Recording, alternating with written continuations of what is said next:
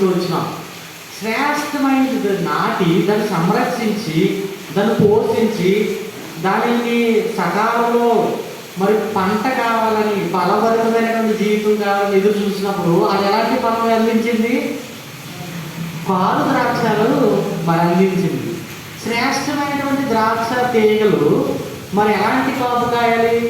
శ్రేష్టంగానే కాయాలి. మనం మన ఇంట్లో కానీ మన యొక్క దొడ్డులో కానీ మరి నాటుకుంటే ఏదన్నా మొక్క శ్రేష్టమైన హైబ్రిడ్ కాయని తీసుకొచ్చి మరి కొనుక్కుని వచ్చి మరి దాన్ని నాటుతాం. ఎందుకంటే దాని ఫలాన్ని మనం అనుభవించాలి కనుక. మరి భౌతికంగా ఏ చెట్టు అయినా సరే దాని ఫలాన్ని అనుభవించాలని ఆశపడతాం మనం. అలానే దేవుడు కూడా మరి ఇశ్రాయేలు ప్రజలు నేను ఏర్పరిచినటువంటి వంశము యోధాన్ని నేను కోరుకున్నాను అని ఎంతో చక్కగా మరి గత బైబిల్ స్టడీలు మనం ధ్యానిస్తూ వచ్చినాం. అయితే మరి అదే మాటలు మరి ఇర్మియా గ్రంథంలో కూడా మా 2వ అధ్యాయం 21లో కూడా చదువుతూ వచ్చినాం. నేను శ్రేష్టంగా నాటాను, అయితే మీరు ఎలా భ్రష్టులు అయిపోయారు, చెడిపోయినారు, లోకంలో కలిసిపోయినారు, మిమ్మల్ని ప్రత్యేకించాను కదా, మిమ్మల్ని మీ కొరకు ఎన్నో పనులు చేశాను కదా నా పంట బాగా రావాలని. మరి మన ఉదాహరణకు ఏదన్నా మరి భౌతికంగా ఒక మంచి పొలాన్ని మనం తీసుకుంటాం. చాలామంది కౌలుకు తీసుకుని దాన్ని పండిస్తూ ఉంటారు. నిజానికి ద్రాక్ష తోట 3 సంవత్సరాలు పట్టుద్ది నాటిన తర్వాత కాపు రావడానికి. కాబట్టి 3 సంవత్సరాలు అయినా సరే కాపు లేదు, భ్రష్టురాలైనారు. పాలు ద్రాక్షలు కాసిందని మనం ఎన్నో మాటలు ధ్యానిస్తూ వచ్చాం. అయితే మరి ఇప్పుడు రెండవదిగా మరి ఇదే మాట మరి ఇదే ఫలభరితమైనటువంటి జీవితం అంశంలో ఇదే మాట ఏమంటున్నారు ఇక్కడ దేవుడు? మరి హెజ్కేలు గ్రంథం 36వ అధ్యాయము 29వ వచనంలో ఏమన్నా అక్కడ, మీ సకలమైన అపవిత్రతను పోగొట్టి నేను మిమ్మల్ని రక్షించును, మీకు కరువు రానిక ధాన్యమునకు ఆజ్ఞ ఇచ్చి అభివృద్ధి పరచును. అంటే ఈ మాటను మనం జ్ఞానం చేసుకుంటే మీరు గతంలో పాడైపోయారు, గతంలో తప్పిపోయినారు కనుక ఇశ్రాయేలు ప్రజల గురించి ఇక్కడి నుంచి చెబుతున్నటువంటి మాటలు, నేను మీ మీద కోపపడి సకల దేశంలో మిమ్మల్ని చెదరగొట్టాను కనుక ఇక్కడి నుంచి మిమ్మల్ని సమకూరుస్తాను. మీరు ఇంటికి వెళ్ళిన తర్వాత 36వ అధ్యాయము చదవండి క్లుప్తంగా. ఇంటికి వెళ్ళిన తర్వాత జ్ఞానపూరితంగా చదవండి, కొన్ని మాటలు అర్థమవుతాయి. మీరు నా పరిశుద్ధ నామమును అన్యజనులు ఎదుట దుష్ప్రయోజనంగా వాడారు కనుక, పరిశుద్ధ నామమును అపహేళన చేసినారు కనుక, విగ్రహములకు పూజించి నా యొక్క పరిశుద్ధ పట్టణమును అపవిత్రం చేసినారు కనుక, మిమ్మల్ని సకల జనుల్లోకి వెళ్ళగొట్టాను కనుక, ఇప్పుడు మీ అందరినీ కూడా వారి సర్వలోకములో కూడా నా పరిశుద్ధ నామము దూషించబడుతుంది కనుక నా నిమిత్తం మిమ్మల్ని సమకూరుస్తాను. సమకూర్చినప్పుడు ఏమంటున్నాడు దేవుడు?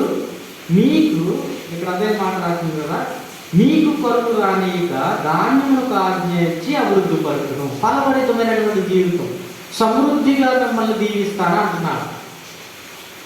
కాబట్టి మన జీవితంలో కూడా మరి 2024 సంవత్సరంలో చూసినట్లయితే దేవుడు రక్షించబడిన నాటి నుండి కూడా మరి తన ఆది కాలంలో నిన్ను నన్ను ఎరిగినటువంటి దేవుడు మరి తన యొక్క సంకల్పం చేత నిన్ను రక్షించుకుంటూ వచ్చినాడు కదా, నిన్ను నన్ను ఈ లోకంలో శ్రేష్టమైనటువంటి ఫలాలు ఫలించాలని.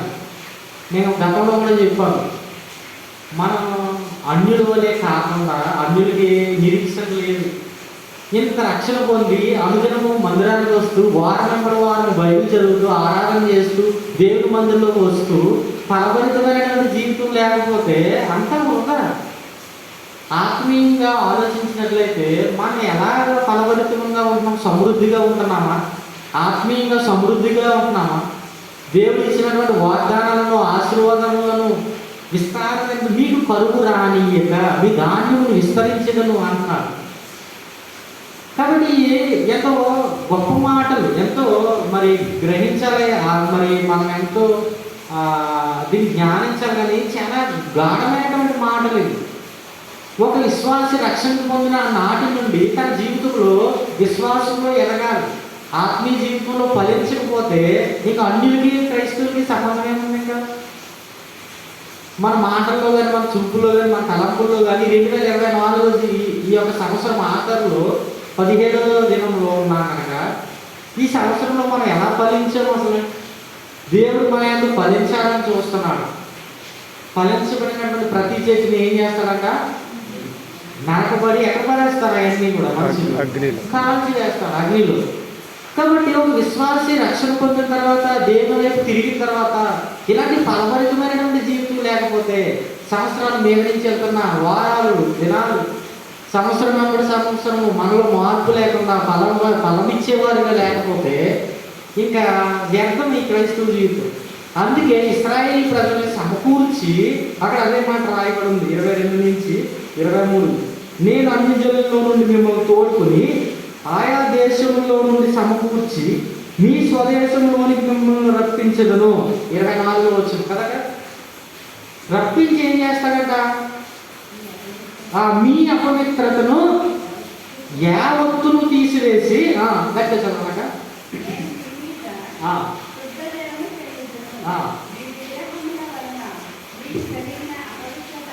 ఇక్కడ అపవిత్రత ఎలా కలిగిందంటే, పరిశుద్ధులుగా పిలువబడుతూ వచ్చినాడు. 22:21 ప్రకారం శ్రేష్టంగా నాటాడు కదా.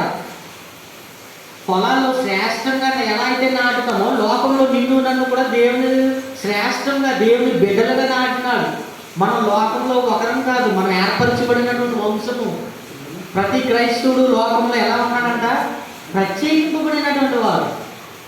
కాబట్టి ఇలా శ్రేష్టంగా నాటితే ఎలా అయిపోయారంట? విగ్రహముల చేత అపవిత్రులు అయిపోయారు. అయితే మిమ్మల్ని అందరినీ నేను ఏం చేస్తాను? సమకూరుస్తాను. ఎందుకు సమకూర్చాలంటే, మీరు సమృద్ధిలోనికి రావాలి, ఫలించేవారు ఉంటారు, మీకు కరువు రానియక మీ ధాన్యముని నేనేం చేస్తాను? అభివృద్ధి చెందిస్తాను, ఆశీర్వదిస్తాను అంటున్నాడు. ఈ రాత్రి వేళ సమయంలో మొట్టమొదటిగా గత వారంలో మనం చూస్తూ వచ్చినాం. మరి ఎలా దేవుడు ఈ లోకంలోనికి తన బిడ్డలను కానీ ఒక